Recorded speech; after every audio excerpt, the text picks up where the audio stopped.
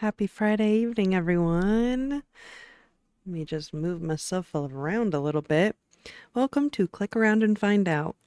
And if you've ever started messing with cameras, the first thing that every person who's ever messed with cameras and lighting does is this bullshit. The duotone, it really just makes you feel like you really are doing something. I'm going to check the audio. We're going to see how we're doing. Because I checked last time and I was loud. So let's see what we got going on. Every person who's ever messed with cameras. Okay. Audio's good, guys. Happy Friday evening. So this is Click Around and Find Out. Relax. I have been meaning to learn DaVinci Resolve for weeks now. And really, my relationship with video editing softwares is I started using Wondershare Filmora right out of college, high school. Probably since high school, I've been using Wondershare Filmora, and I loved it. I paid $10, $11 a month, plus the $10 film stock fee for a decade. And I eventually, what the straw that broke the camel's back was I was on my phone, and it was saying that I needed to pay $60 a year to use the mobile app of Wondershare, and I'm like, I've given you everything but my appendix over the last decade, and to have not even that great, it feels like if I'm going to be paying a subscription, I'm really being mindful lately of who is pouring all of their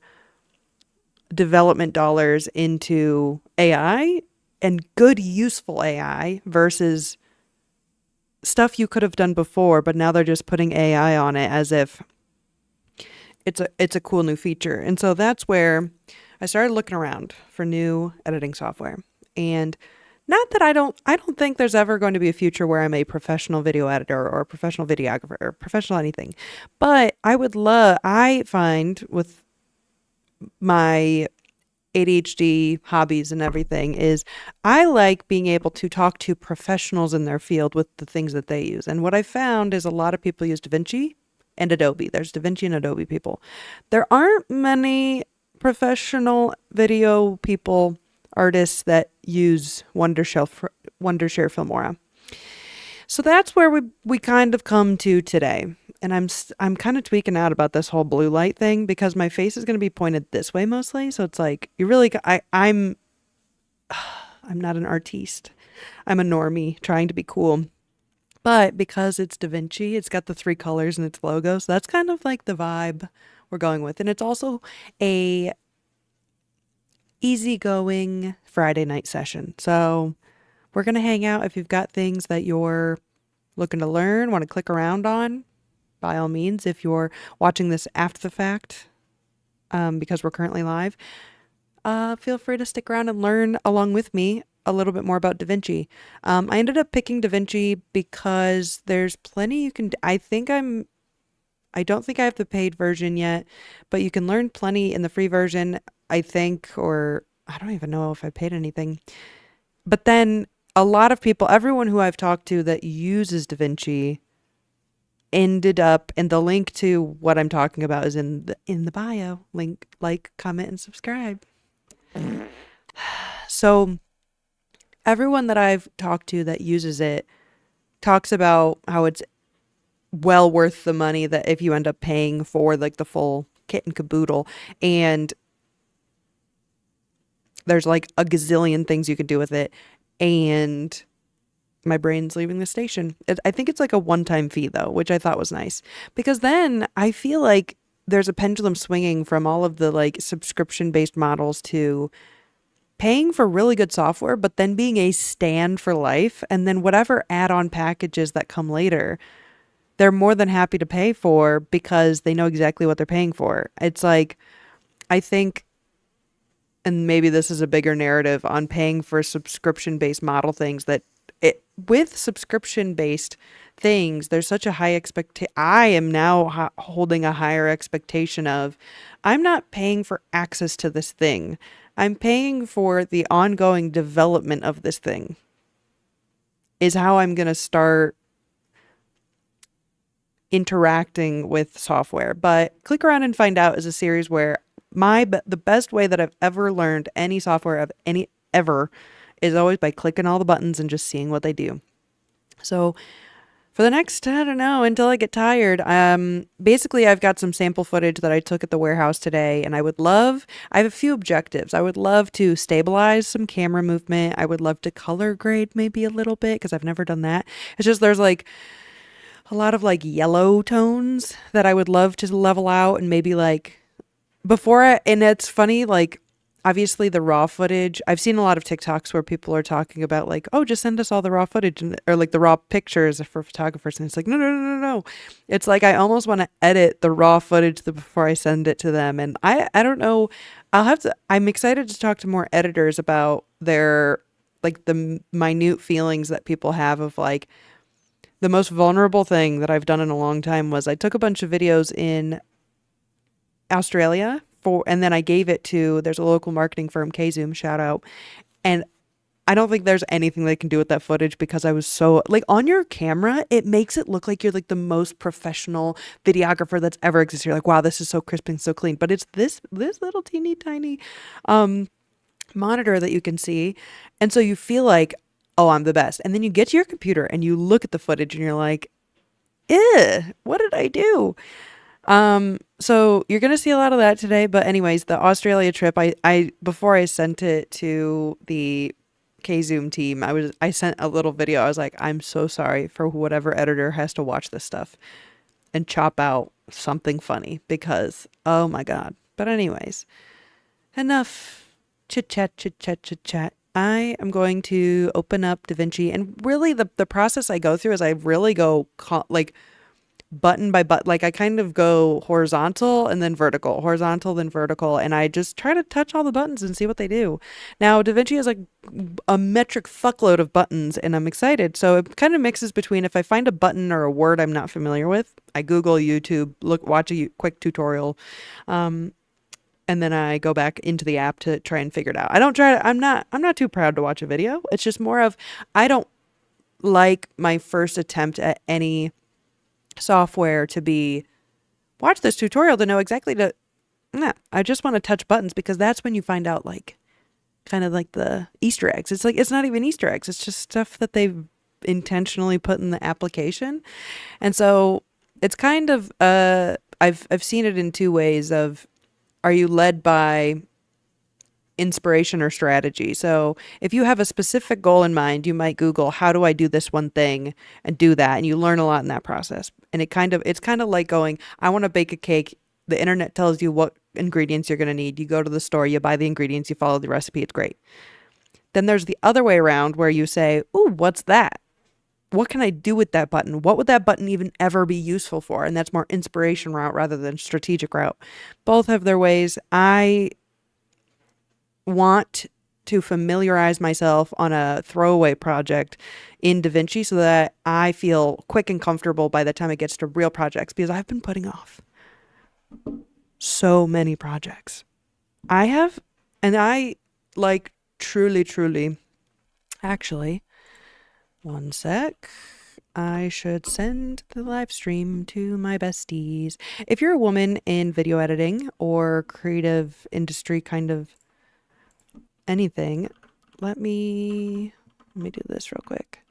If you are a woman in editing or any kind of creative industry, I would love to have you join our She's Got Projects Discord, where women with projects gather.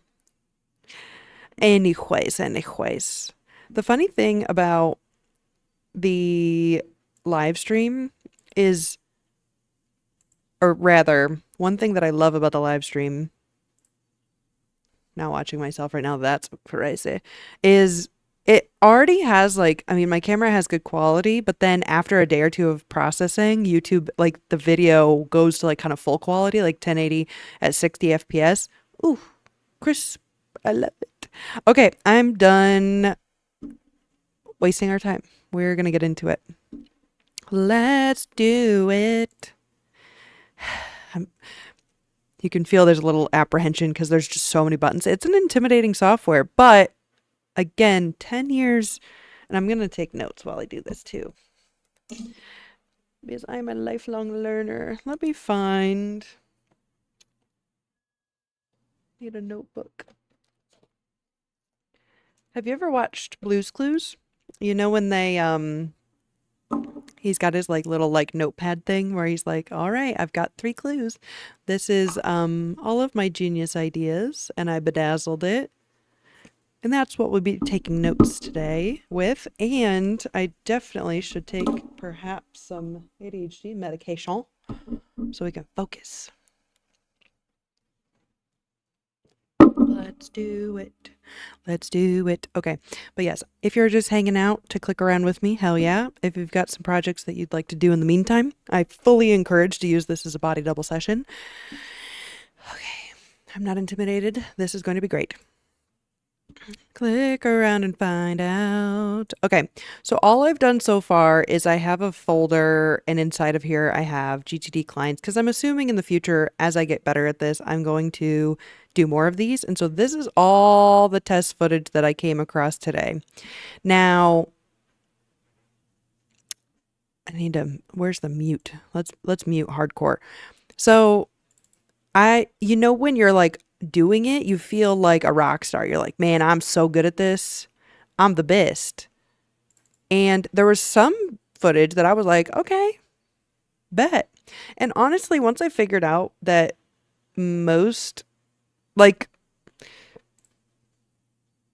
the lens is really what drives the quality for me. There, like, the least, the biggest amount of quality upgrade I had for my videos came from my lenses. It never came from like a setting or anything.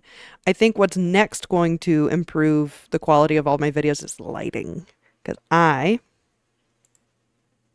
pretty dog shit at lighting, and I just feel like I always have little excuses of, oh, there was no power sources, I didn't have a big enough lighter. I feel like I want to test and love like a softbox. But I also get nervous about, like, I'm having like a flashback to my childhood where I was trying to diffuse light. And so I put a lampshade, I put the equivalent of a plastic bag on top of a lamp. And of course it burnt to the light bulb because I was trying to diffuse light. And I got a little too creative, we could say. Okay, I'm going to start clicking around and finding out. Okay. So anyways, what I like about this also is you can, like, being able to, like, it quickly proxies through all of this. Like, okay, to be honest, cute. She should have kept walking, but that's okay. But a lot of it was, and I wonder if there's a way. Ooh. Ooh. Sorry, already getting excited. I don't know what the quality... Let me see if I can make this maybe a little bit bigger.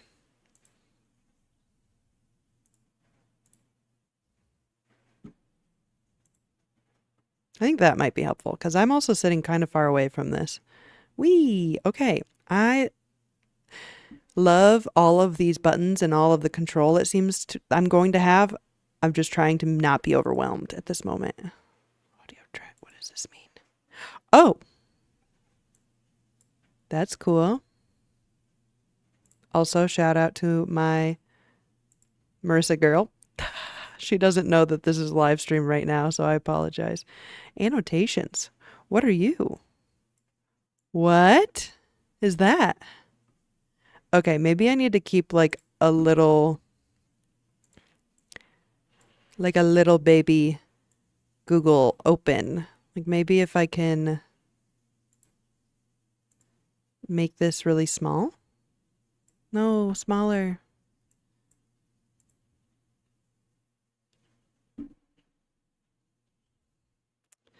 Well, that's too bad.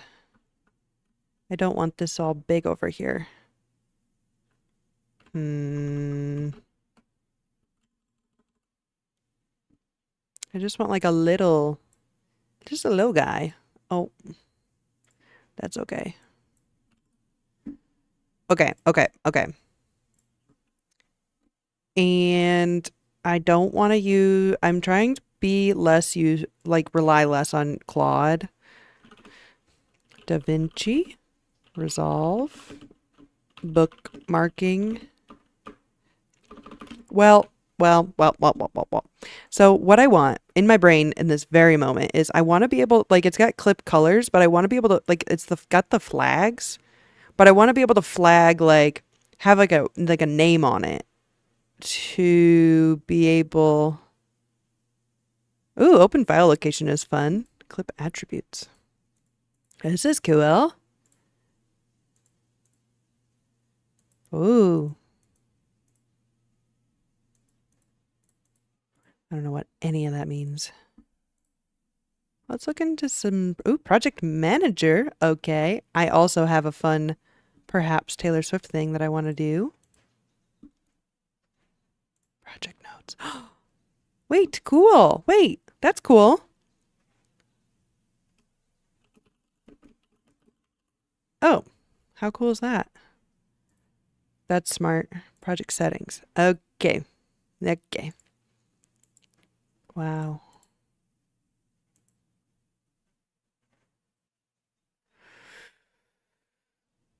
Deep breaths. I feel like maybe I should have like some twinkling music in the background.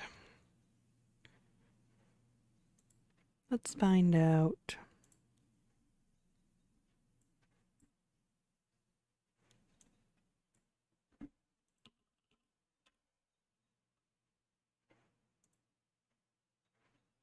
Mm-hmm.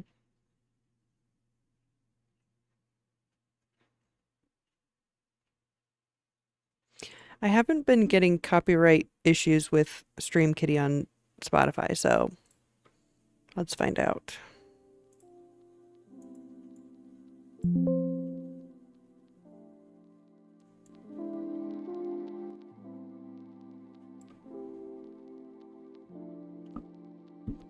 Let's check the audio so I don't blast your ears off.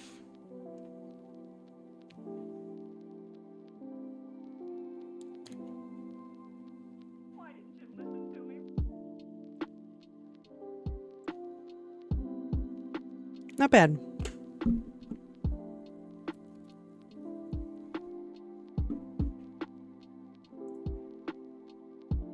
This is the playlist I'm working with right now.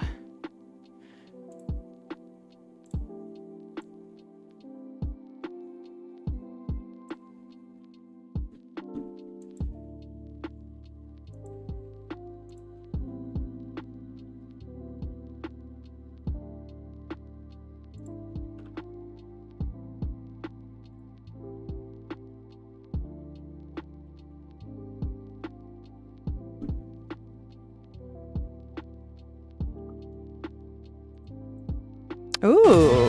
It's Google Gemini with the assist.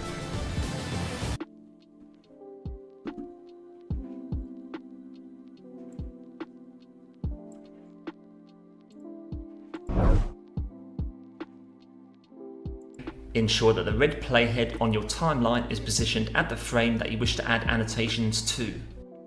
Click on the arrow next to the transform tool underneath I like that he's got like a little bit of a reverb on his voice. the preview. Select annotations.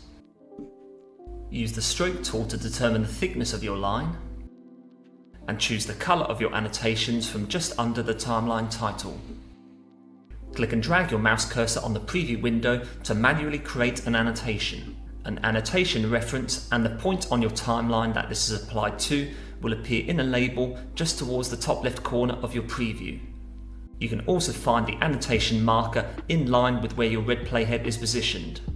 At present, this annotation only applies to one particular frame. In order to spread the annotation across more of your video clip, double-click on the appropriate marker on your edit's timeline. Above the properties where the color and Well, that's kind of cool that you can like leave yourself notes of like, I want to do this in this area. That's the title gonna help the ADHD brain very much. of the marker can be changed, you will find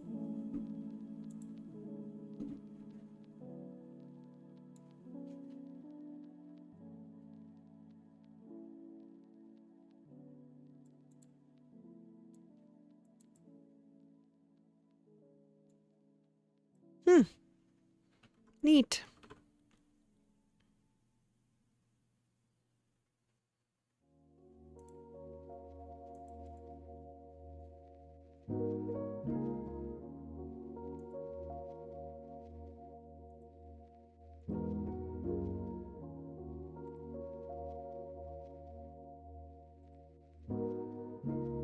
Oh, that's nice that it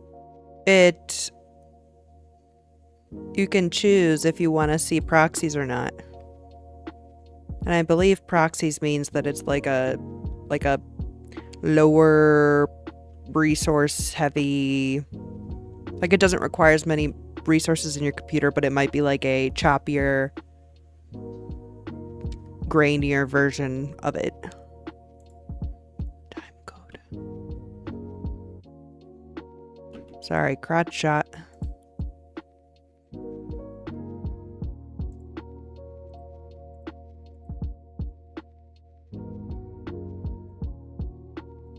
What is... Ooh. That's cool.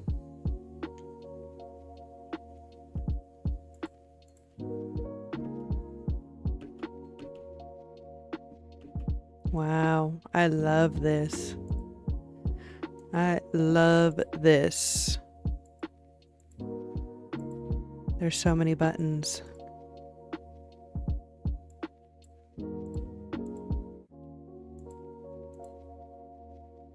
Clone tool.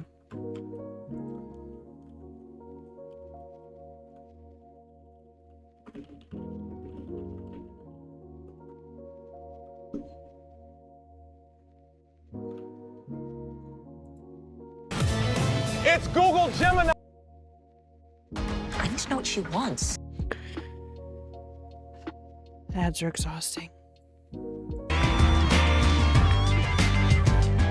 Overlook parts of the media pages. One of the easily overlooked parts of the media page is the clone tool. This unassuming window lets you create an exact copy of your source footage to one or more destination locations with just a few clicks. Start by clicking the Add Job button. Wait, Then, that's nice. Simply drag a location from the media storage containing the media files you need cloning to the source area of the job. Do the same to add any number of destination folders where you want the media to be copied to, remembering that you can always clone your media to multiple backup drives if needed. You can also right-click on any media storage location or folder to quickly add it as a clone source or destination to the selected job. With the source and destination set, click the Clone button to start the process. Files in the source location will be copied to each of the destination locations, together with a media hash list and checksum file as confirmation of the accuracy of the cloned data. That's pretty cool because, like, and this is a subtle thing, but when you start, so for instance, if okay, we're going to talk more grandiose. When you're making a video file or like a video project and you're pulling from sources all over the place and you're not good, if you're digital 5S and you're not putting things in kind of one succinct location, when you go back to edit that video months and months later, you might have moved a file. Like if you, this is the most prime example. If you download something from the internet, like a picture, let's say from your iCloud, you download a picture and you're like, okay, I want to get this in my project really fast. You go to your project and you add that file, you edit it, cute. Months later, maybe you come back, you're like, oh, I really liked this project and I liked what I did here, but that file, you might have cleared out your downloads folder. So then you're like, fuck, where did that file go? So then you have to go back and remap everything. But if you throw all of your assets in one folder and then put like audio, video, logos, whatever, in one place, then if you go back to edit something the next time, especially if you're doing like repeatable content, cloning all of your source files into one place that is always connected to your DaVinci projects, then you can edit it much later. I have actually struggled with that quite a lot because I'm not doing a lot of repeatable things. It's really nice. And I know these seem like very small things, but by clicking that button, that's like, those are like easy wins. Easy wins. Okay. That's great. I love it. Okay, clone tool. Love her so much. I've already moved everything into my own DaVinci folder so that I can do. I'm already was doing that before because I don't think Filmora had a way to do that. So interesting. Okay. So other thing is there's kind of these key features here at the bottom that do different things. So this is just the media section, and then it goes cut, edit, fusion, color, fairlight, deliver. I think the fusion is like, yeah, like filters and effects. Yeah, well, I could be wrong. I'm wrong, you know. But the nice thing about this is the like they make it proceduralized, and that you can't really see but there's pop-ups that say what these are. So right now you're just collecting all of your media in one place, and so it actually quite makes it easy. What's cool about that is you're not trying to force all sections of your process in one user interface. It's only like, okay, this is all about media storage. So that's why it's really nice to have, again, they're not trying to overwhelm you with, because there's already a lot of things in here. So instead of trying to overwhelm you with all of those and having to like reformat your like view, you can just have them in the way they're supposed to be. That's very pleasant. Very pleasant. Okay. What do you do? Black cloud magic.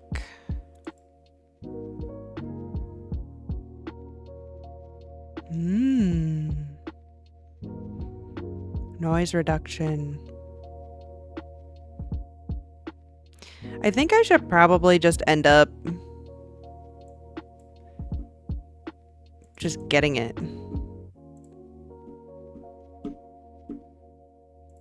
I think I'm just gonna get it.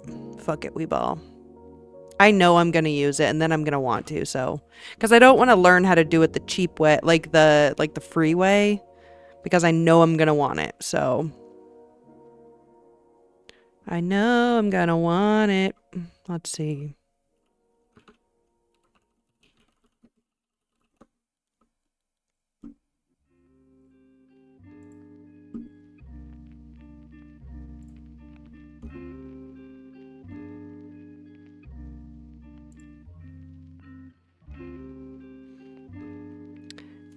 Currently buying DaVinci Resolve Studio because I'm in the era of investing in my interests, and yeah, I'm gonna do that.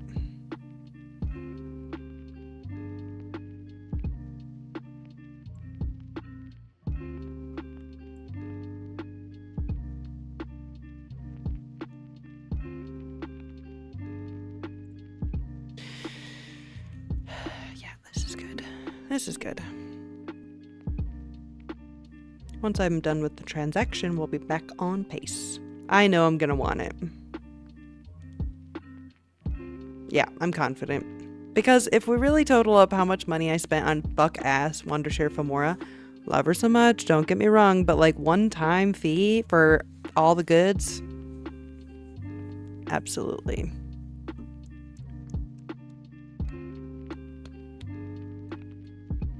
We are loading. Why are we so slow?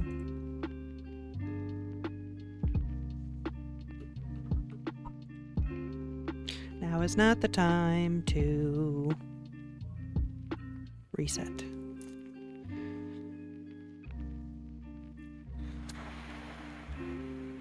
Well, while that's loading, what a great time to talk about Peachy profitability. We're on my hobby account, so this is at Amjamber, but I have another YouTube channel called Office Hours with Amber, and that's where I do most of my professional content. And the funny thing is I'll be editing a lot of my professional content on live streams here on Amjamber, so a fun little dichotomy, a little back and forth, but it's kind of like Spider-Man, like all the Spider-Mans pointing at each other. It's like, it's all me, but it just feels like I have all these little hand puppets of like Office Hours with Amber. I don't like that this is still loading. Did it work? It worked. Okay. Phew.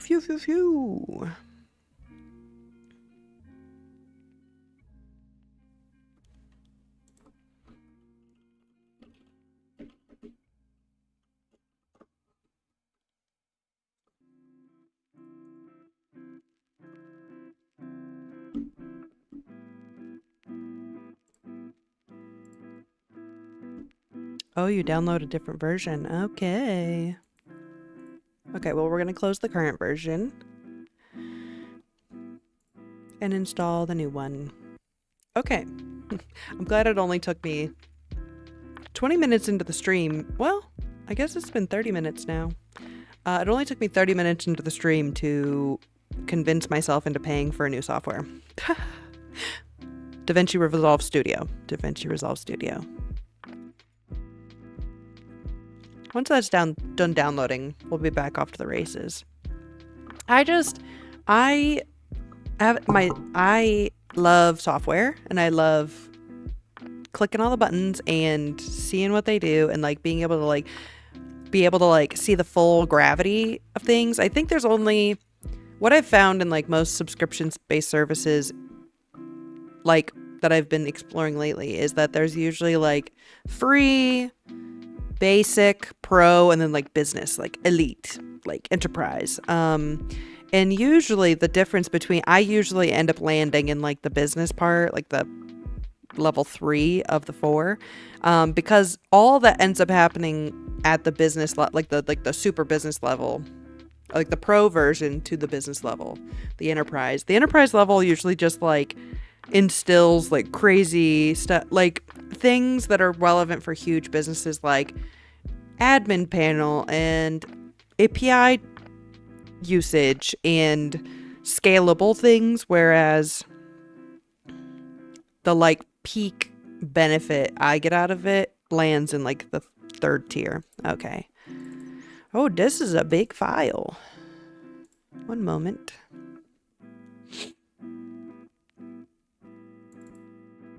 We're currently downloading. And my computer's stressing.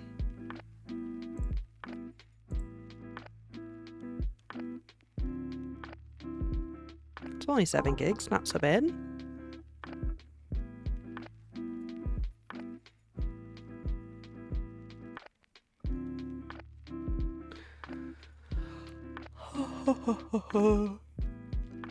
Once my computer's done loading, we'll be back to screen sharing. I just don't know if it's going to have me put in my password, because I would assume it would. Do I even have a password? What am I doing?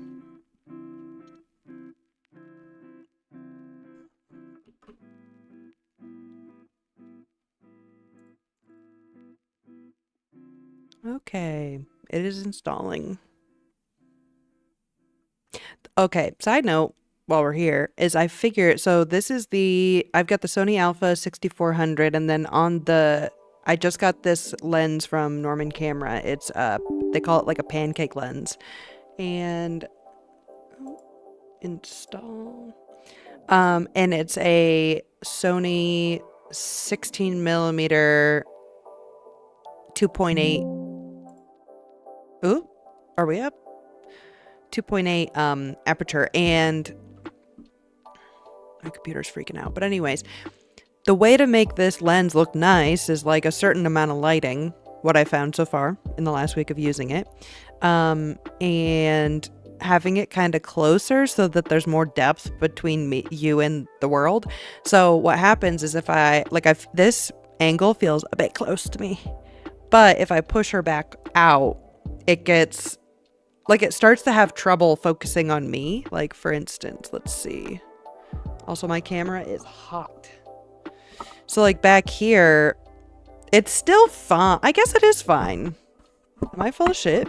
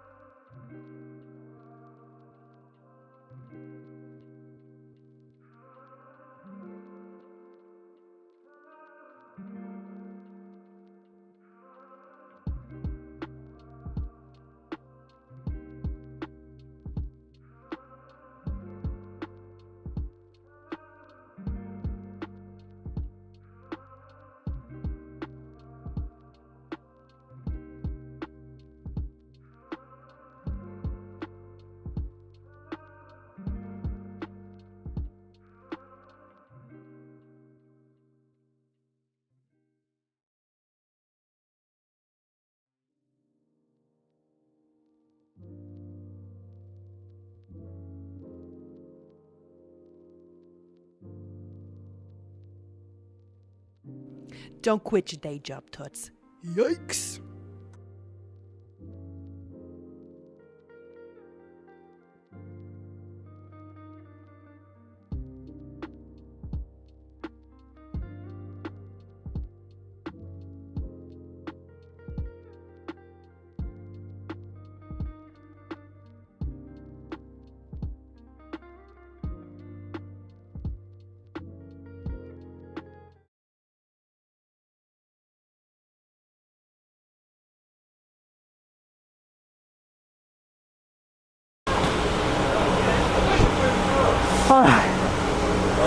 Okay, ready? What's up, ladies? You want to pack out some Circle House coffee with me? Let's go.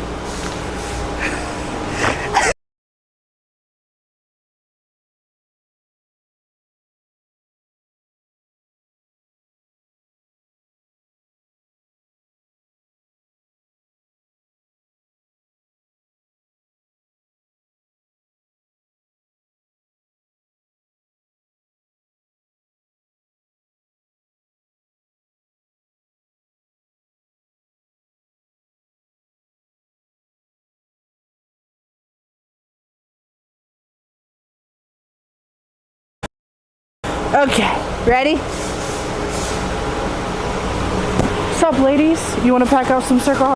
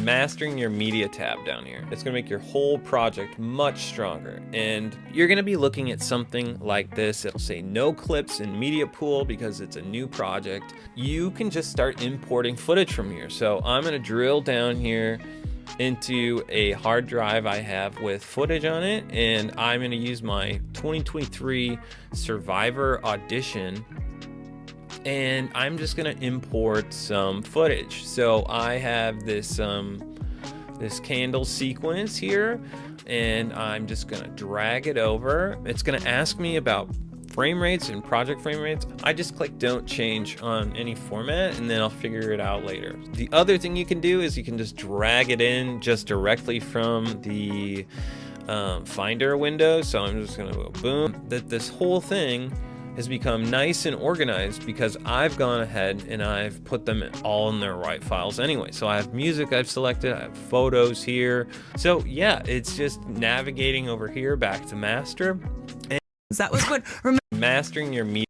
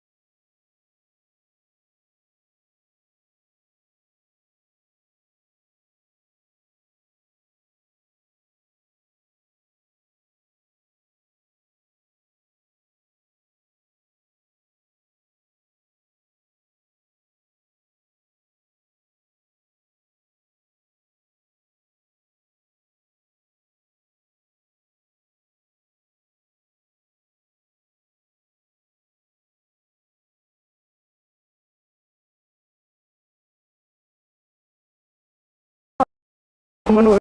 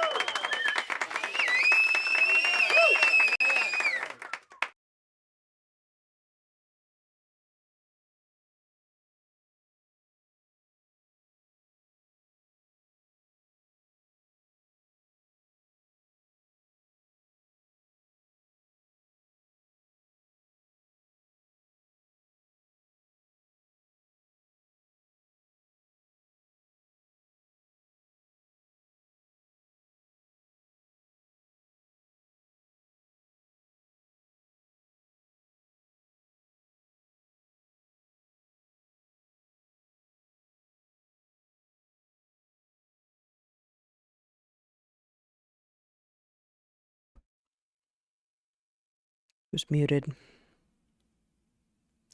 That's too bad. That is just too bad. Okay. Anyways, we're back. We have water. We have night shift. So good. Blueberry. Truly, and I like, I'm not shitting you. This tangibly makes me feel like I'm like it makes me smarter. And also I drink half a can and I am up till 4 a.m. God bless. It's Friday. Let's party. Party time. Okay.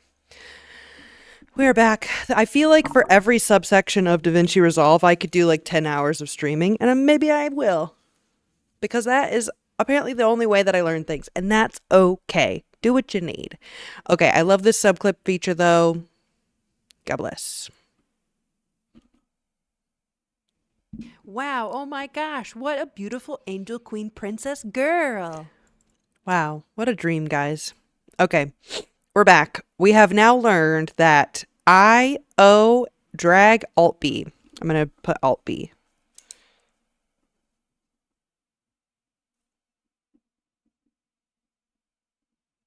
So cool. I love it.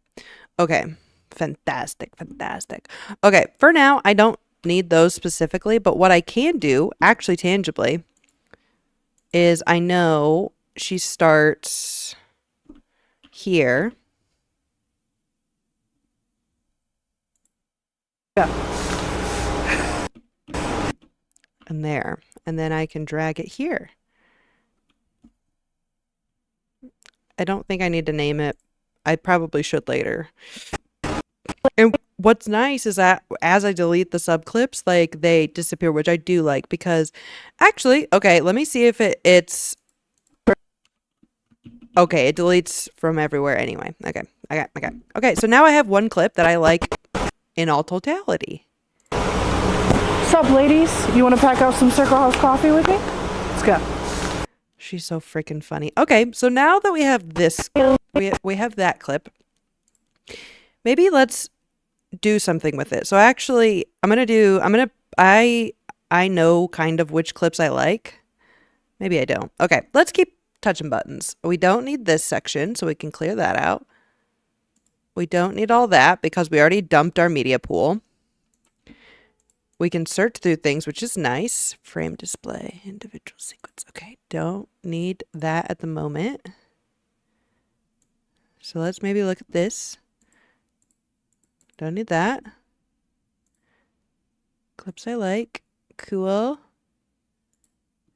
Relinking media is when you move it from folders. Let's transcribe this. Let's see what, wait. Can I, what is that button? This button oh, maybe I'm muting it. No, okay. Oh, I'm in the wrong one. This one. Ooh, okay. Let's see what this does. Sup, ladies? You want to pack up some Circle House coffee with me? Let's go. Cute. And then create subclip. Let's see what that does. Ladies, you want to pack out some Circle House coffee with me? So what happens if I delete that? Pack out some Circle House coffee with me? Let's go. Sup, ladies? You want to pack out some Circle House coffee with me? Let's go. Want to pack out some? Want to pack out some? Want to pack out some? Want to pack out some? Want to pack out some? What does that mean? But I feel like if you're crossing it out,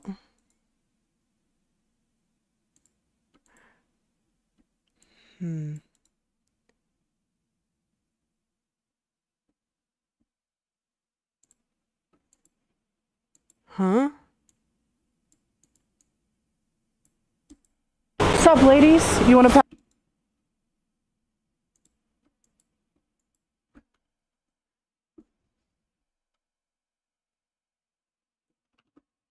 Let's just see if there's anything to learn here.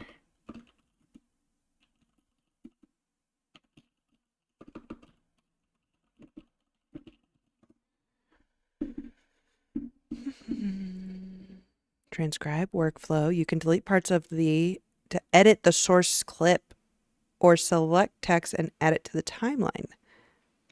The feature can be used to generate subtitles.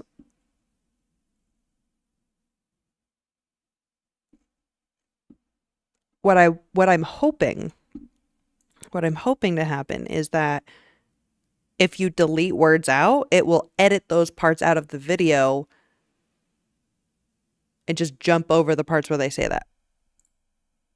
Wishful thinking, but if that's true, Mick, holy fuck, because what I'm already imagining is I download my live streams from like my Monday live streams. Then I can chop out all the dead parts.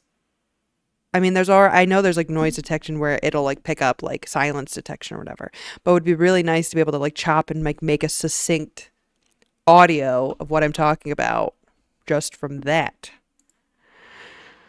That'd be huge, but we'll see. I'm sure there is a way to do it, but that'd be really cool.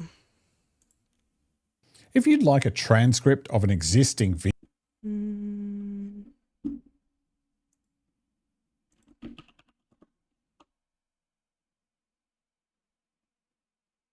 Text-based editing.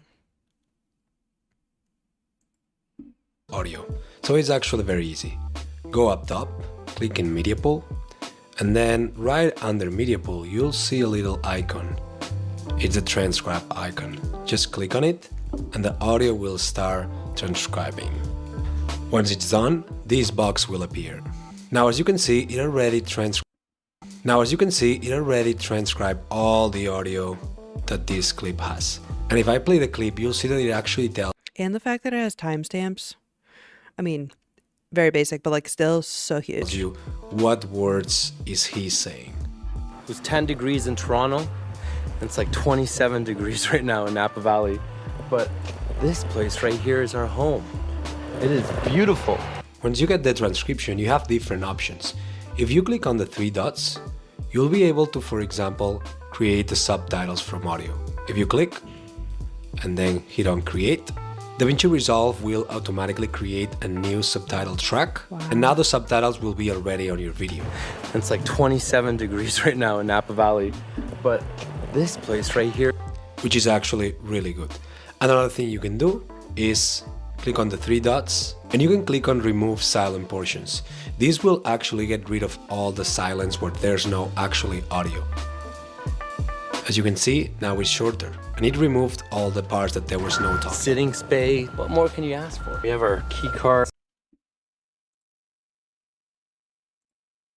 I'm gonna pass out.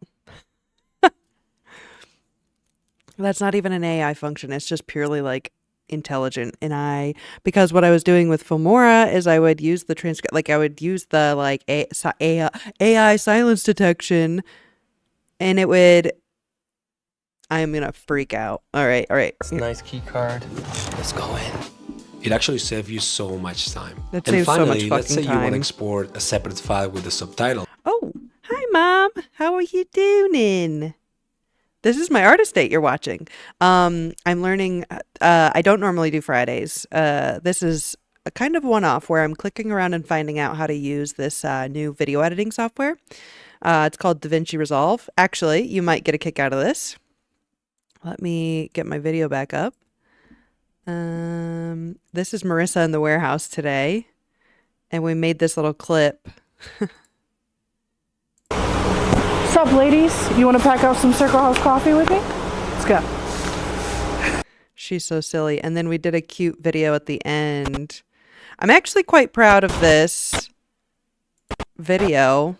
Let me see if I can like make this big. How do I see you big screen? Maybe. And then can I see you full screen?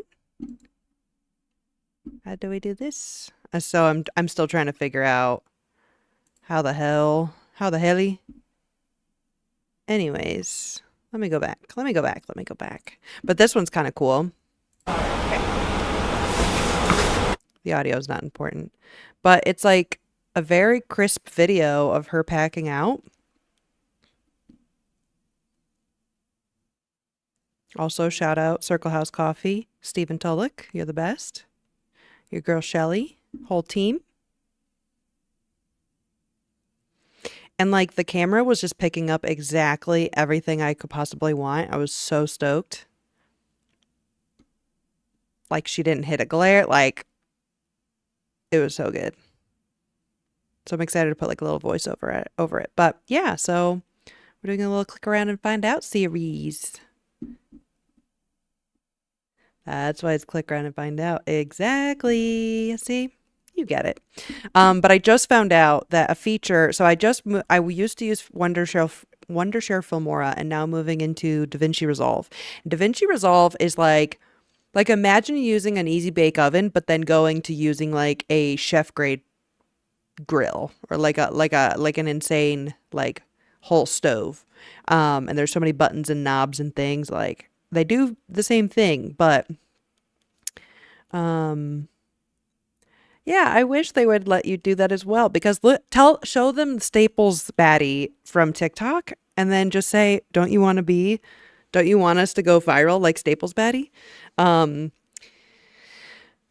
yeah, so Marissa, have a target for her to do, we want her to do like monthly not YouTube videos, but like we want her to do like let her creative side go, we want her to indulge in her creative side, because they've started making the palette wrapper videos, and I feel like they have the most creative ideas. So I want to be able to help, but I have to be able to edit quickly, and that is why I'm back in DaVinci Resolve, because I feel like there's so many buttons and so many cool things. But I just learned that the silence detection is so freaking fast, and you can edit the transcription, and that's basically like finding out I've been working with handcuffs on for like a decade, and then there's so many faster ways. So I'm really excited that my artist date today led to this.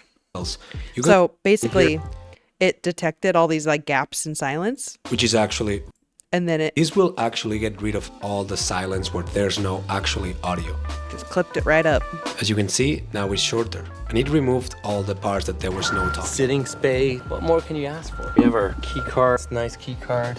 Let's go in. It actually saved you so crazy. Which, if I was to, let's see my media and look into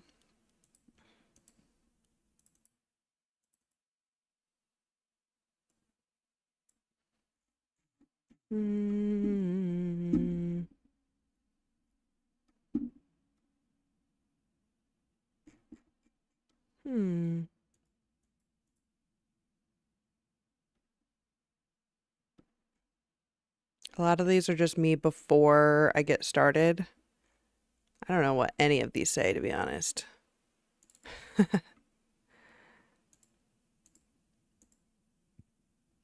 Testing. What the fuck? Mom, it does look overwhelming, but I believe in me. I'm gonna throw this in, and I'm gonna try that silence detection out real quick. Let's see. Remove silent portions.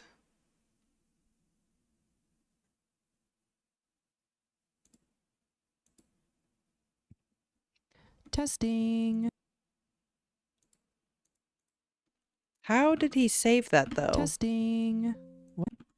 How did he save that? Well, he did it a kind of different way. much. Will automatically create a new subtitle right here, which is actually remove silent portions. This will actually get rid of all the silence where there's no actually audio. See, but his, like, all the deletes just went away. How do I...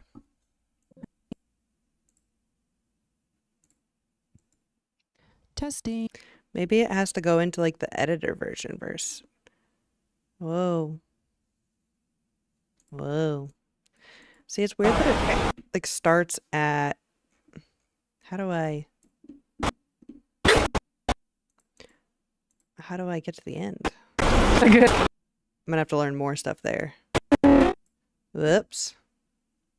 Clips I like. Let's see.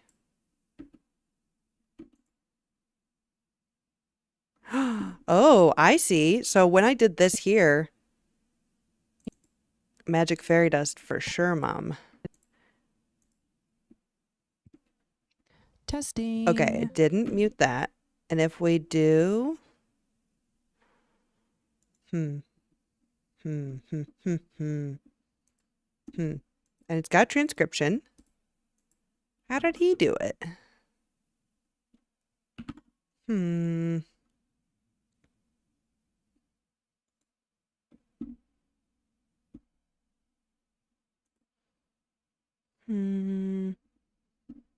I've lost it. Okay, I'm gonna have to go backwards. You'll see a little icon. It's a How do I get mine to look like his? Clips I like. Okay. Icon next to the clippy. Well, where's mine? View. Wait.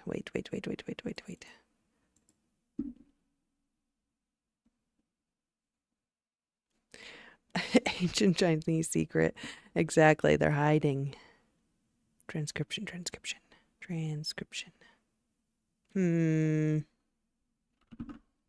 Mine just looks a little different than his.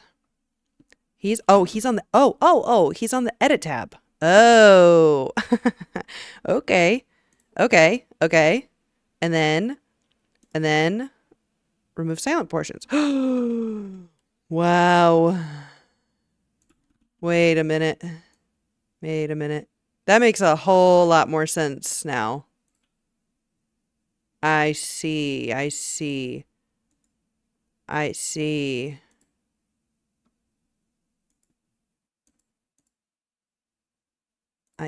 Okay. Transcription. Remove silent portions. Remove silent portions. I've done something wrong. Remove.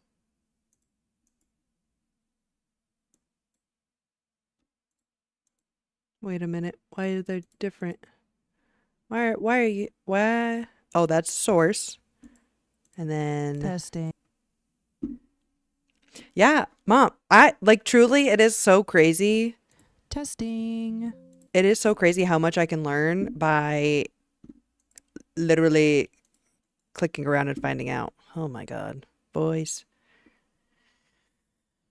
As long as I just slow down and I don't get nervous that it's a lot of reading, it really goes quite well. Remove silent portions.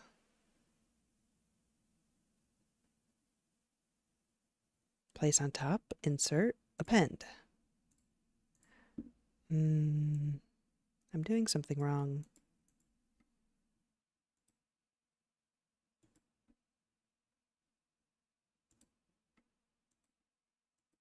I just did it correctly, which is the strange part.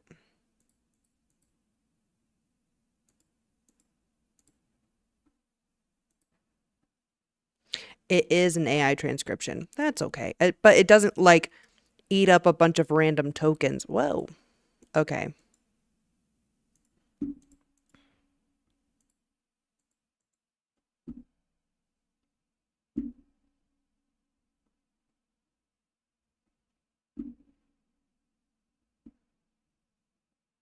Voice convert.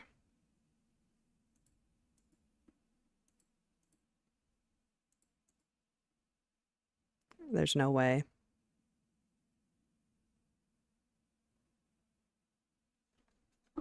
There's no way. I just want to see what this button does. Testing. What the fuck? What?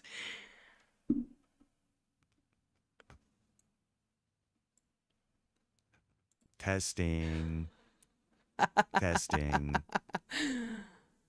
That's funny. Is this AI too? Let me see. No, it's just another. Okay. We don't need that. I want to figure out how the hell he did that.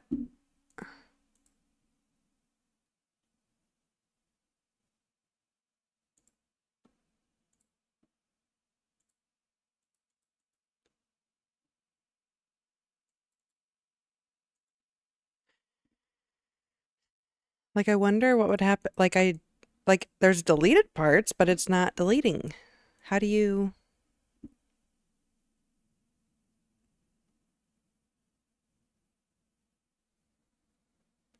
And also, what the fuck's going on over here?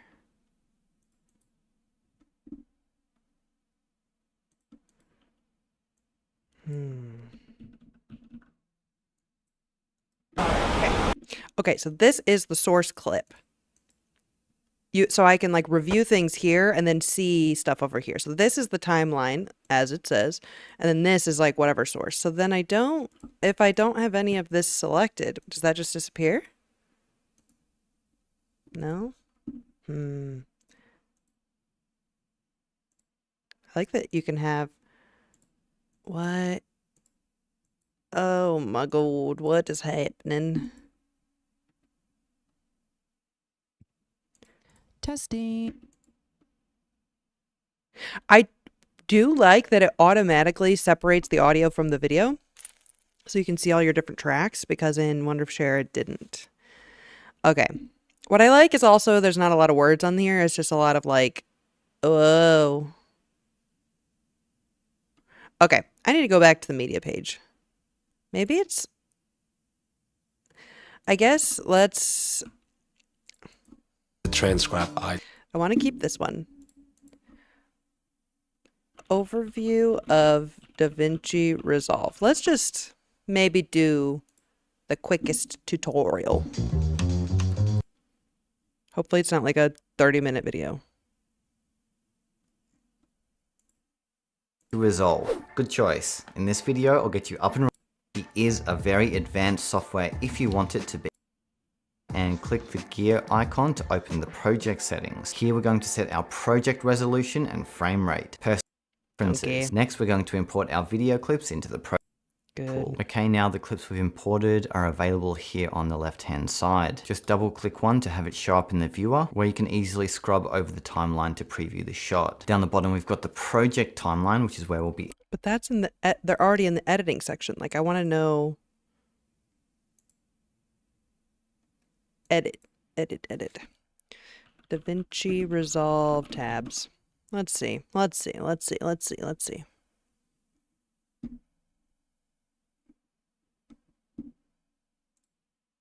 If you're new to Resolve, Relax, all these brother. Resolve, John, and today Resolve, and I've got my window. What I do like about this guy is there's a concept.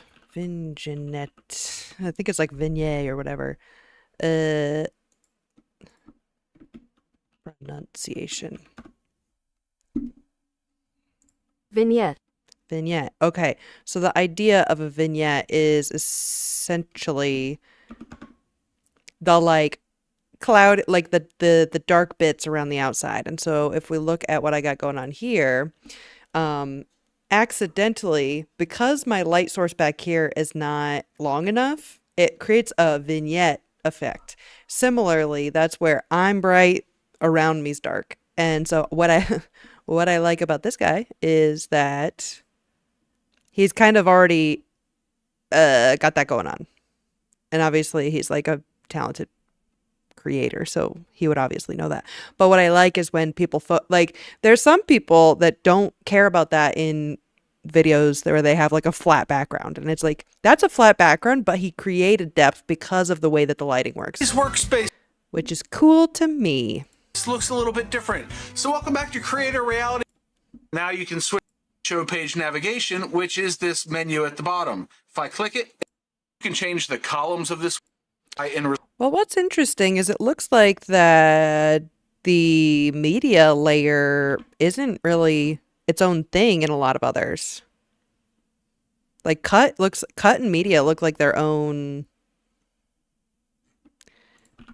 Media and cut tabs in DaVinci. Media and cut tabs in DaVinci Resolve.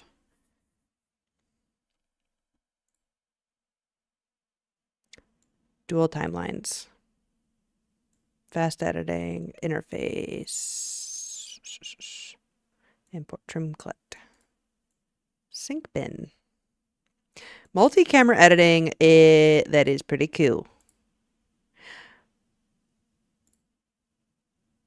Because I could imagine that I could have, like, I have one camera here, but it would be interesting if I ended up having, like, my, like, phone camera, or if I get another webcam or something, having, like, kind of being able to lay them on top of each other and chop, chop, chop, chop, chop. Interesting, interesting. Hi, this is Ronald here, and today I want to show you guys how... Always Flux Film stays dry and fresh. Also, strange thing is that they put ads on all videos. It's just only people who are in the YouTube partnership program can, like, make money off of that, which is interesting. Show you guys how to use the trim and clip tool I'll drag it from my file. Then you have the cut tab. So the way DaVinci Resolve works is this cut tab is actually quite a powerful tool. So we can move along by manually dragging this, or we can also use our scroll wheel. So if we press Control and scroll, we'll... Wait a minute. Wait a minute. Wait a minute. Huge. Huge. We'll actually advance. Control, scroll. See, what was happening is I was sitting here and I couldn't get it to do anything, so I thought I was going to have to, like, drag all the time. That's nice. On cut tab. Advance forward. So in terms of cutting, let's say we don't want to include this bit where the main menu is showing up. Wait a minute. Oh, that's... I'm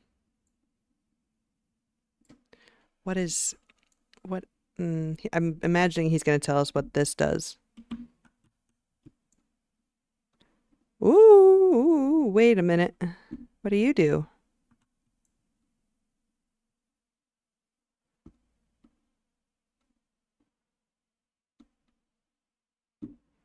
Huh?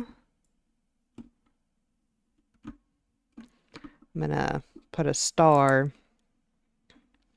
Shift, drag, question mark. Let's see what Alt doesn't do anything. Wait. Nope. Alt, nope. Control, nothing. Whoa.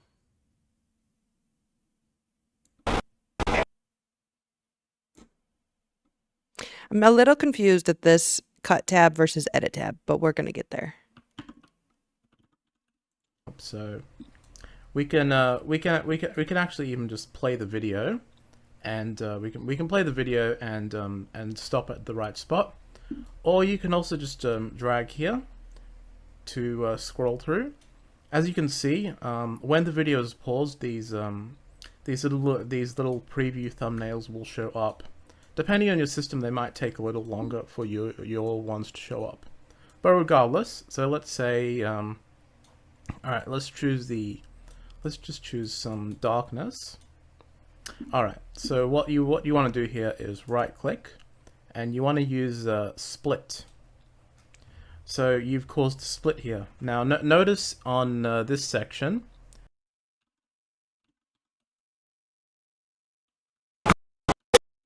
let's mute that girl. Mute. Okay. Split, split, split, split.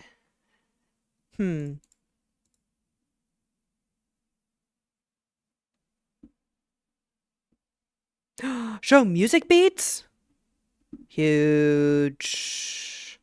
Huge. If you didn't know, when you're editing, I would have to watch for the high points of, like, bass bits. So being able to match up with your music beats to, like, video, like being able to have, like, kind of snap to grid of the music beats so that you can just, like, chop, if you're doing like a montage or like a hype video, being able to change the video at the beat of the music.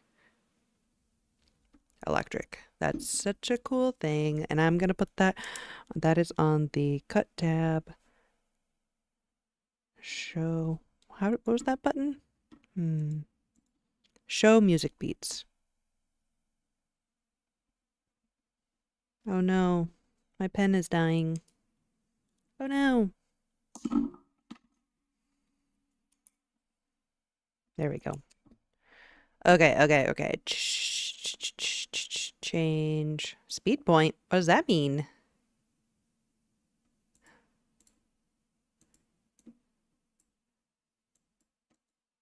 Huh? What? What?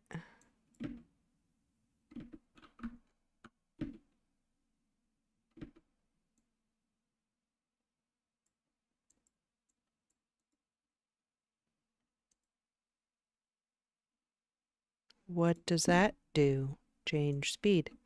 But change speed to what?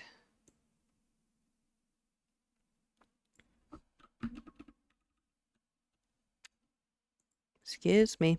What does that mean?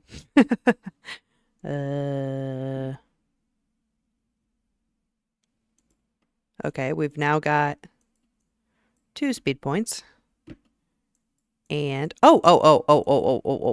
50. And let's say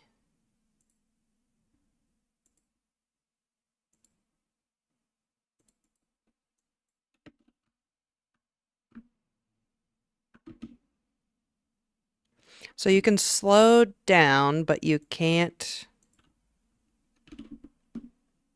You can speed up. You just can't. You have to type it in.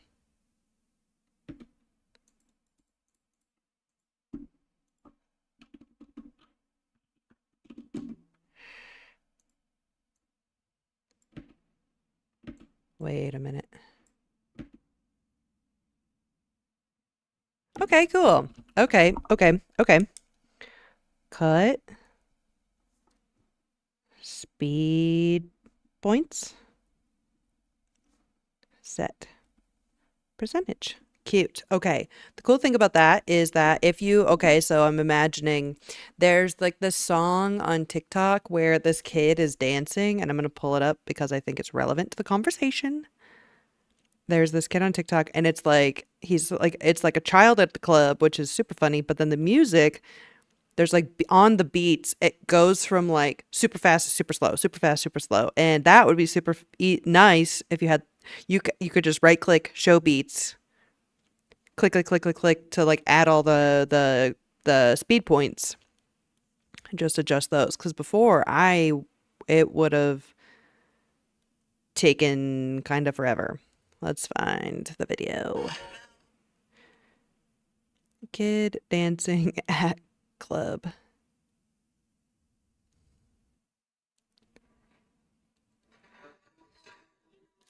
That's not. Okay. Do you see what I'm saying? Each beat, it goes fast, slow, fast, slow, fast, slow.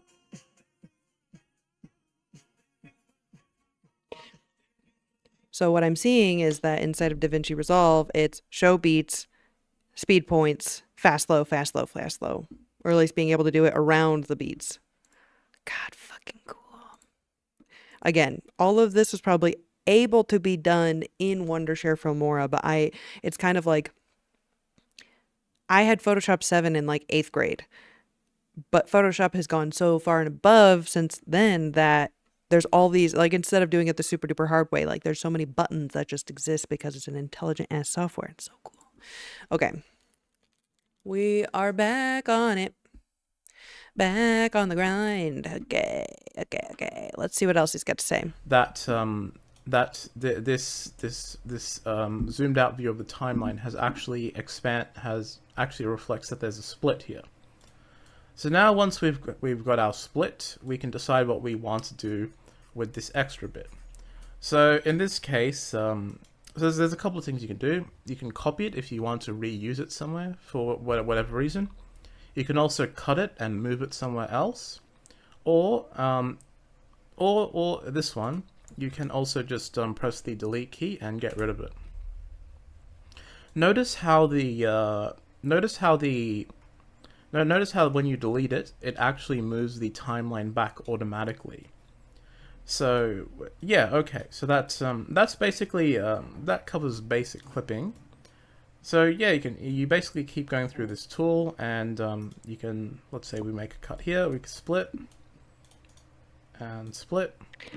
Okay, I'm still missing. He was in, yeah, he was in the clipping. And let's take a look here. Maybe it's,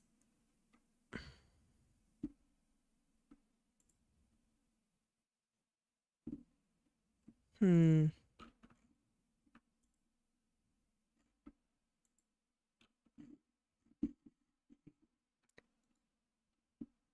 there's a button I have not pressed.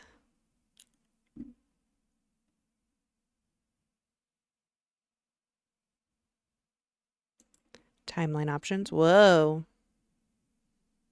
Trim audio. Trim a save edit.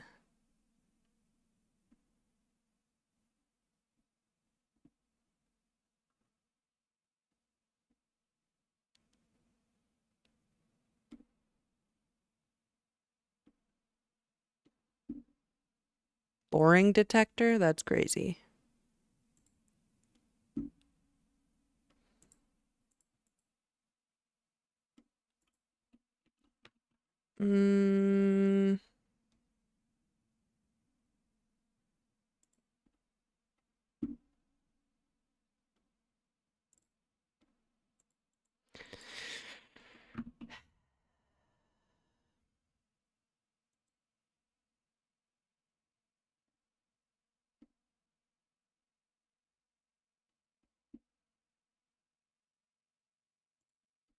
That's splitting it, but I want to be able to...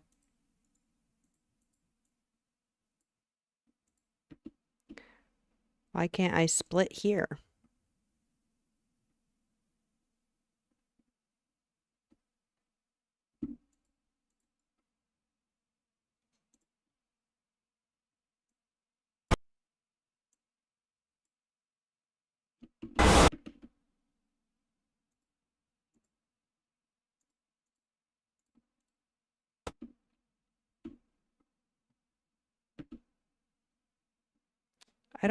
I'm having trouble reckoning with the difference between the cut and edit tabs.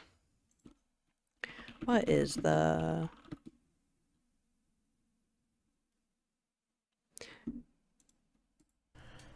And if you want to move, by default, this tool gives you a very fine-grained thing. Let's see, what's the point? What is the difference between cut and edit tabs in DaVinci Resolve? The cut tab is designed for speed, rapid assembly, rough cuts, dual timeline layout, smart editing tools, fast turnaround projects. The edit tab is traditional, multi-layering.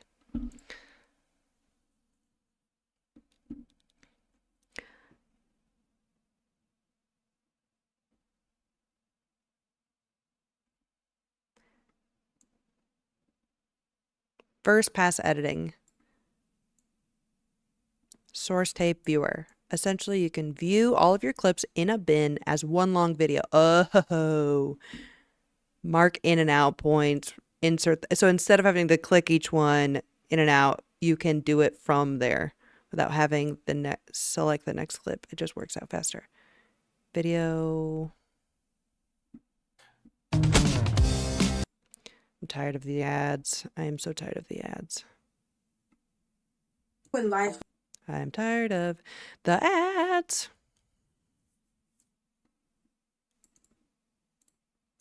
However, sometimes if you're anything like me, you're lazy, you don't rename everything correctly, you just leave it as the default. So I've got C22, 23, 24 here. You can't remember what's in each of the clips. Now you could open them all up individually and have a look at them, but now in DaVinci Resolve 16, there's an easier way. Just above your preview window, there's 3 icons here. We have source clip, source tape, and timeline. Now the one we want to have a quick look at is source tape. You're going to see the same preview window here with our playhead and with our trim tools. But what this actually is, this is every single video within the media pool added as one big timeline. So you can see these small white markers here. They indicate the jumps between the different clips. So if I just scroll back, this is one clip, and then it jumps to the other, and then another, and another, and it's just put them all together. So you can move your playhead and have a look at the different sections. Now you can also, if I leave my playhead there, and I go back to my media pool, you can see that one is highlighted in red. So this section we're looking at here is for that file there. And this one here is from 22, this from here is 26. And then you can do the same thing as before. So I can just go through all my files, do my ins and outs, and I can add that section to the timeline. And then we'll go here.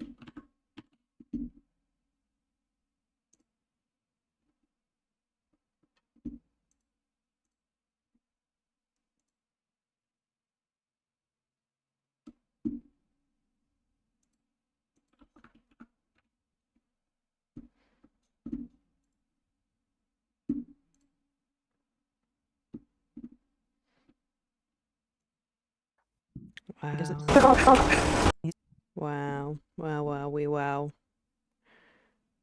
How do I turn my volume in here? Yeah. So, replay controls.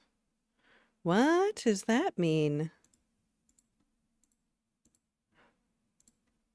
What does that mean? Cue, run, and dump. Huh? I like those words. What even is this? Okay, wait. These are replay controls. Replay controls. Run, dump, cue. Cue marks the point of interest and prepares the clip. Run starts playback, and dump finishes the replay and adds it to the timeline. This is so cool. Use the select camera angles. Review the point of interest. Let's just look at the video. It's Google Gemini with the assist. I'm so fucking tired of Leah's Google. working hard. Growing. I need to calm down. It's fine. Disable clip playback in DaVinci Resolve. First of all, open DaVinci Resolve and load your project where you want to adjust the clip playback settings. Once your timeline is ready, look at the top menu bar and click on the playback tab. This menu contains That's not what I want.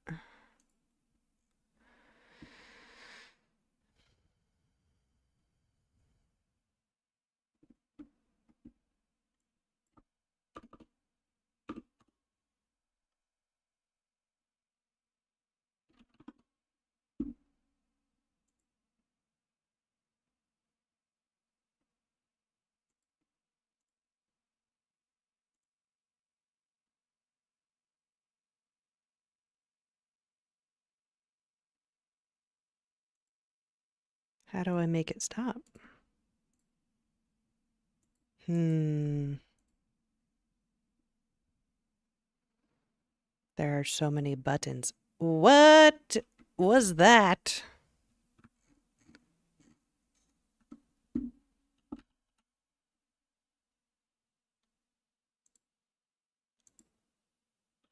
Uh-oh.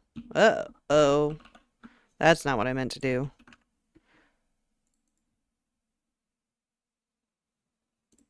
What? Okay, that might be... I might outkick my coverage on that one. I think that might be a different day. Okay, I am going to take one more break because I have hydrated a little too much today, but I will be right back.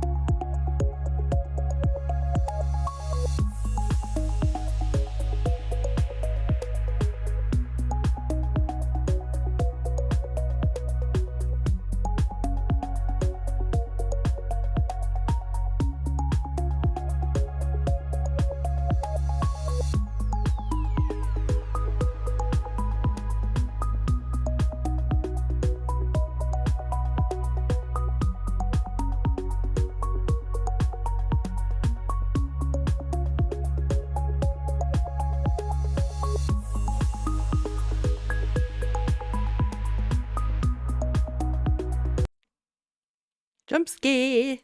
Okay. If I take one more break, that'll be the end of the stream. So,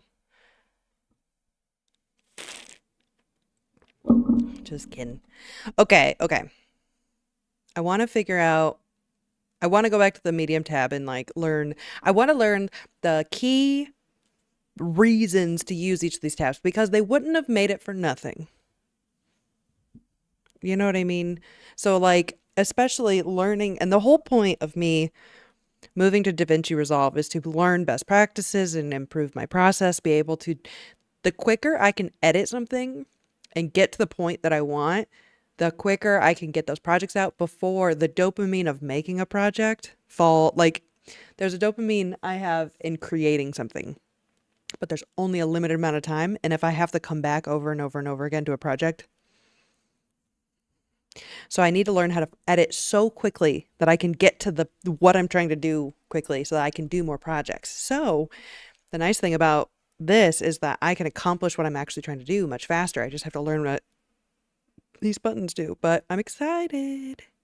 I hope you're excited too. Whoa. This blue light's just, for continuity, I should just keep it blue, but the demons inside of me want to change the color. I won't. Okay.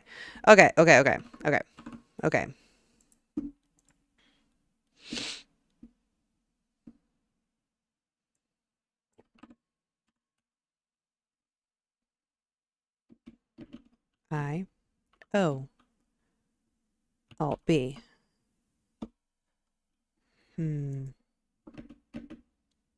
Alt B.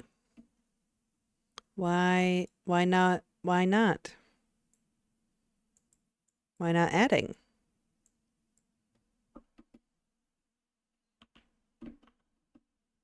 Am I even pressing the right button? Alt B. Can't do anything with it. I'm in timeline. I'm in the source tape.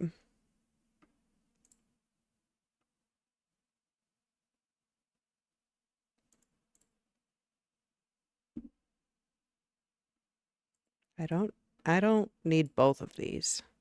Just one.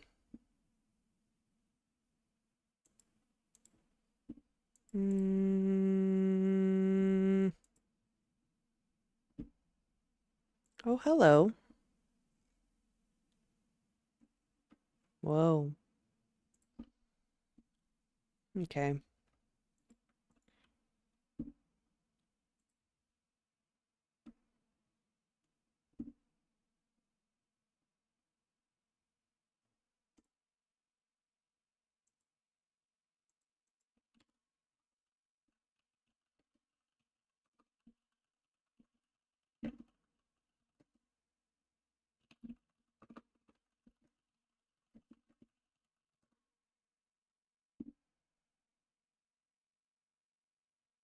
Then click append.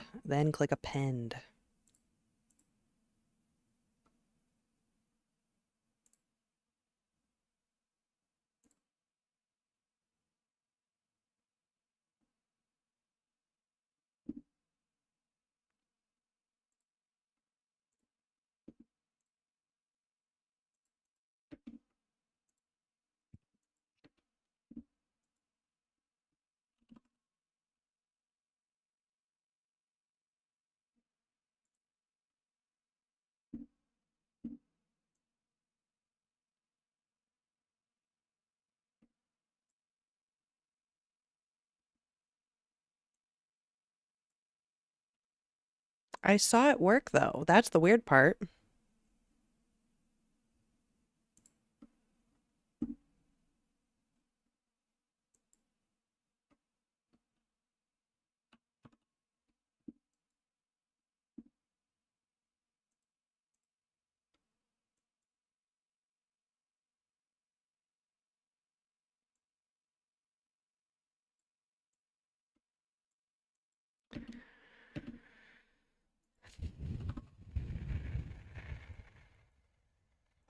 and say I want in there and then out there, and I'll add that section to my timeline. And you can just go through all of your clips, and then you can do the same thing as before. So I can just go through all my files, do my ins and outs, and I can add that section to Oh, wait. Ah. Wait a minute. Is there a hotkey for Smart Insert?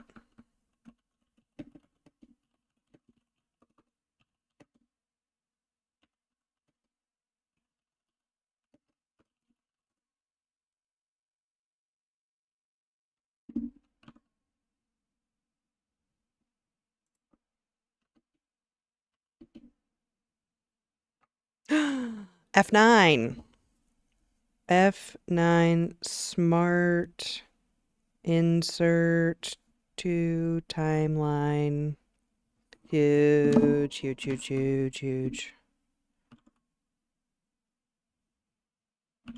What about...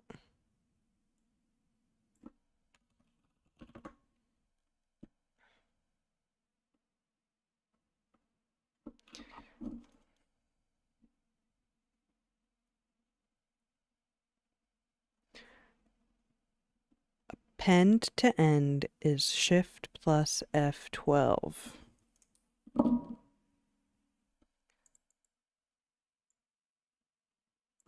Append versus Smart Insert.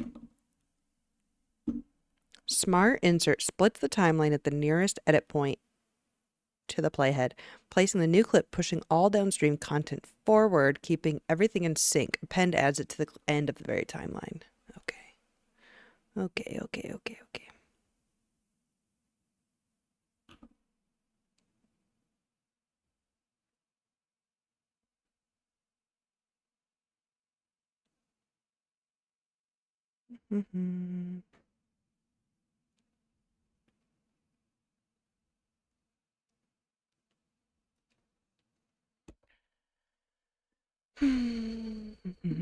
Okay, Smart Insert is F9. Append is, so if we do this and I go hua, I-O, and then if I do F9, it'll put them in there, and if I do Shift F12, it puts it to the end. Fantastic. That's really fantastic. You guys don't. Well, let's see what these other buttons are. Ripple overwrite. What does that do?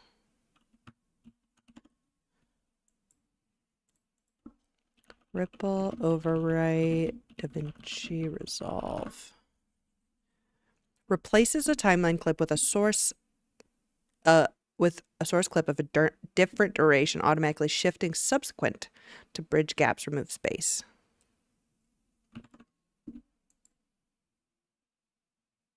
So let's say I'm selected on there and I make a, hey Eric, how are you doing? Let's make it like insanely short and then overwrite. No, that didn't do quite what I thought it would. Maybe I need to be like dragged back here. Now if I do overwrite, okay. Oh, okay. So it just swaps out what was here for what we were clipping out.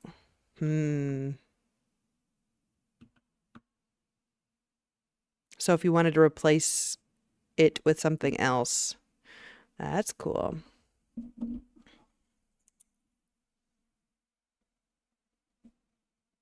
Eric, what are you up to tonight?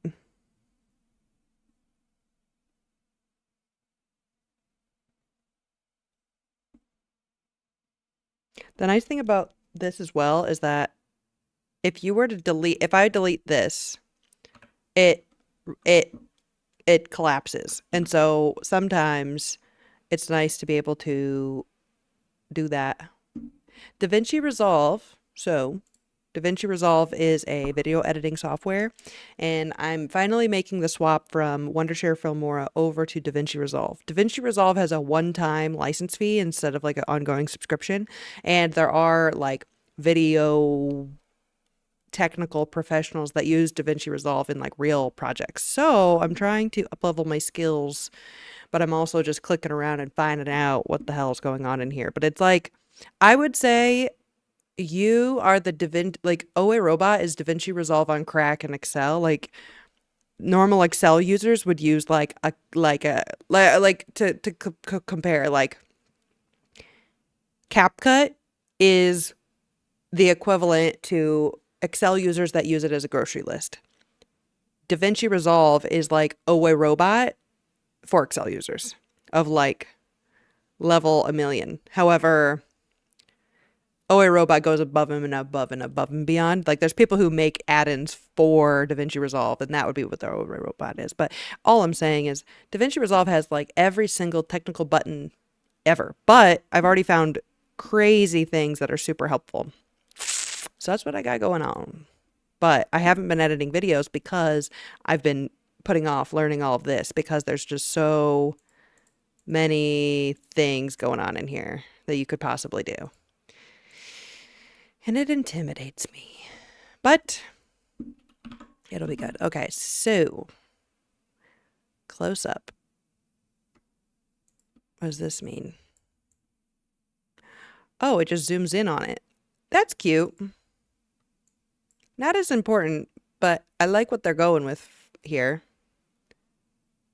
Huh. Strange. Place on top. Source overwrite. Okay, okay. Actually, this is really nice. So the place on top. So let's say, for instance, my timeline, I've got videos and I wanted to put like a voiceover or like a B-roll, and I want to just chop the B-roll and put it right over instead of having like, then I can just in, out, clip, place on top. That's really cool. Place on top. Because usually what they do is they have like talking head footage and then they place things on top of it. Play, what the fuck? Place on top, DaVinci Resolve, shortcut. Just F12. So append is Shift F12. Okay, I love it. I do love a repeat button. Let's see what ripple override is.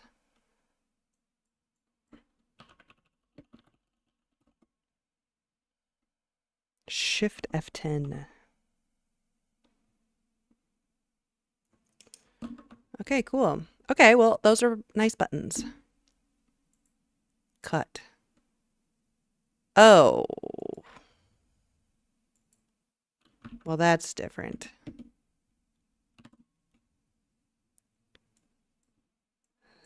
Split. Control B.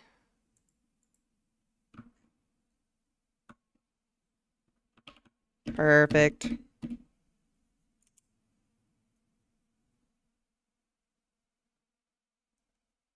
And I think in Wondershare, Control B was that as well. Okay, I don't need all this.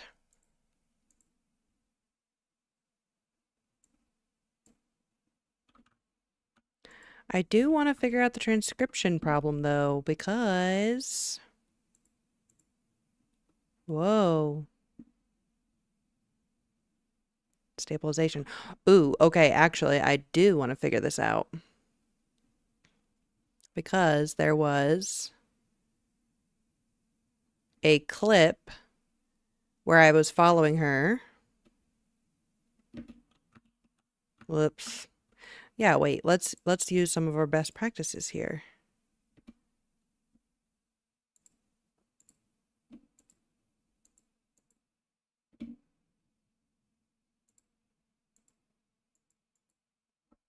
In.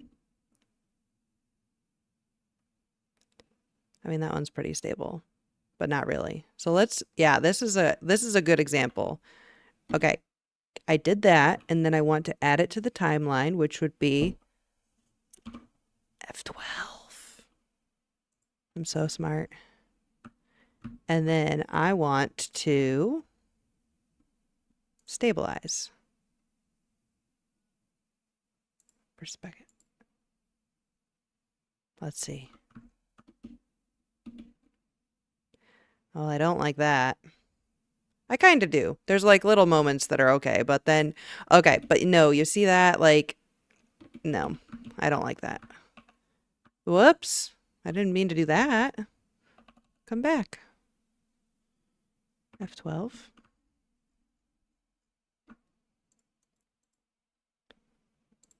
Similarity. Let's see. See, the stabilization doesn't really actually, it's like not really stabilizing. It's like you have to be like you see how it's like wiggling? Like, no. Can you?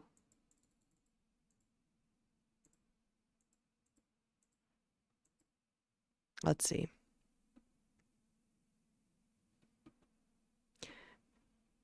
Yeah, the stabilization like isn't, it's like kind of working, but it's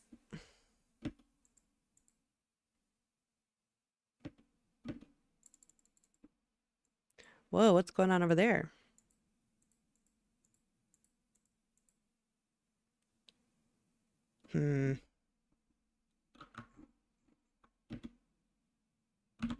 Let's see. Stabilization in DaVinci Resolve.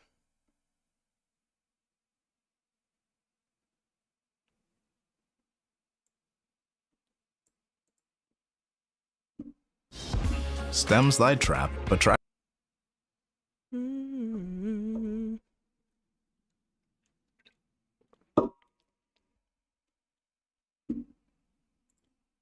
Oh, what's happening, guys? We are back. All right, back in the studio. So we've highlight your clip. You want to come up and open your inspector, which is right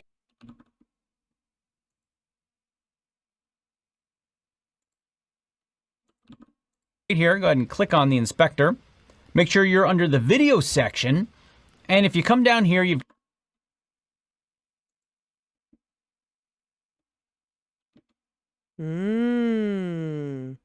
You have controls. got stabilization.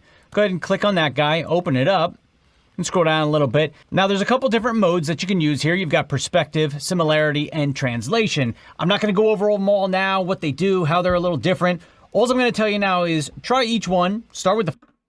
Okay, well, let's see. Let's see what smooth means.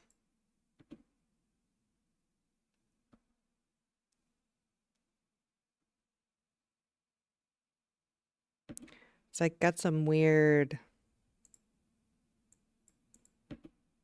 Oh, that's funny. It's like wiggling that thing around. Okay, wait.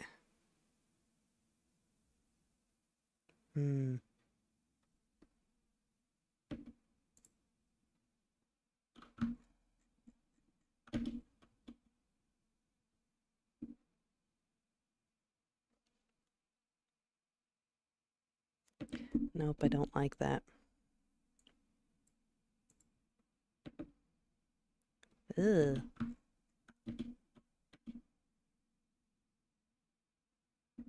And this is where, like, I think I just have to get better at...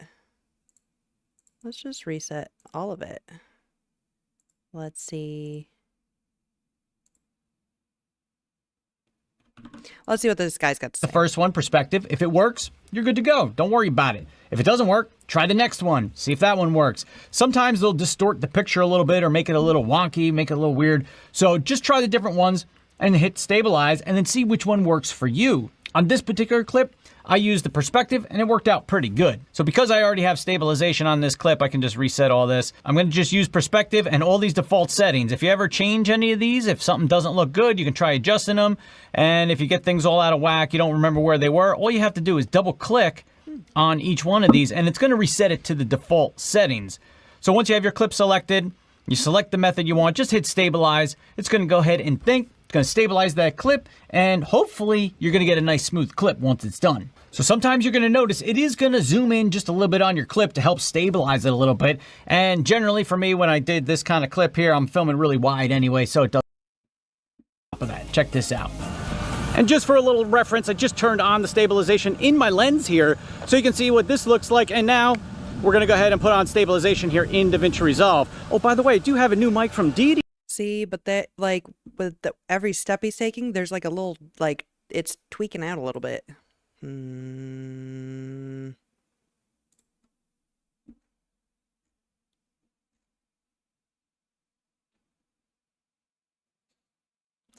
that's where, like, I think, like, for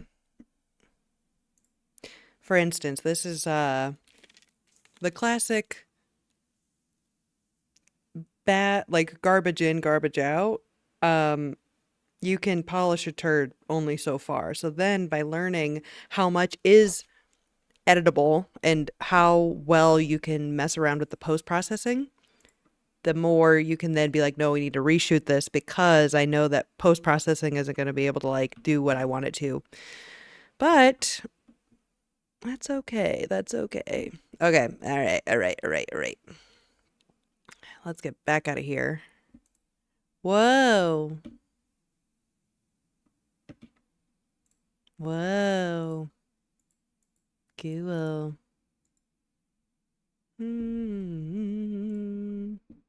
Let's not stabilize.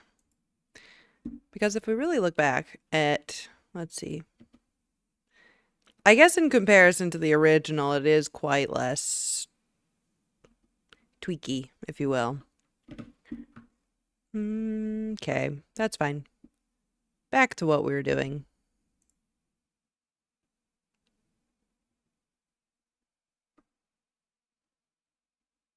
Also, I did this. So cool.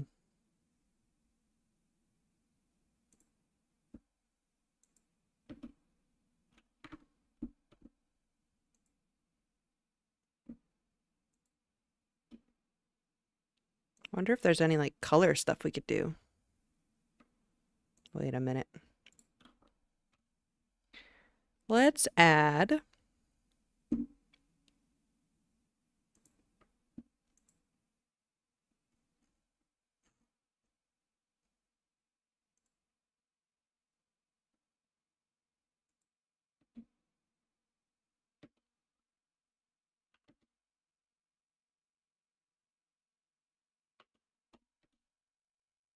F12. So cool. Great hotkeys. But I don't want all of it. I just want, is it F9? Oops. Shift F12.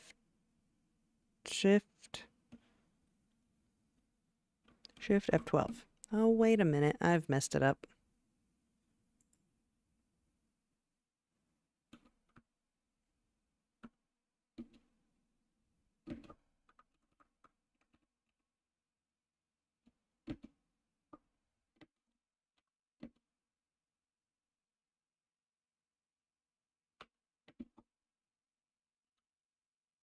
Shift F12. And why is it not in my timeline? Maybe it can't append to anything. F12. Okay. There we are. There we are. Okay, now we want to just... I don't want to see all of this thing. Why are you still here?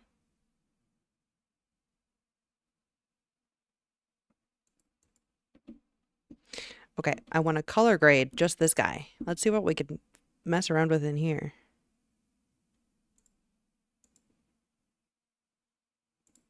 What? Whoa.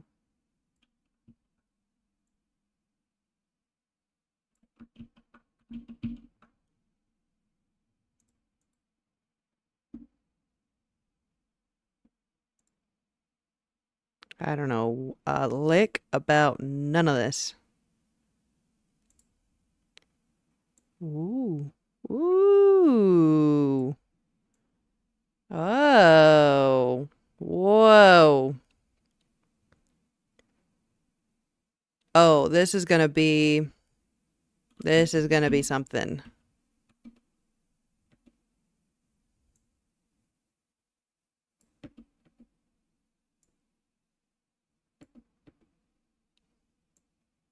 Whoa.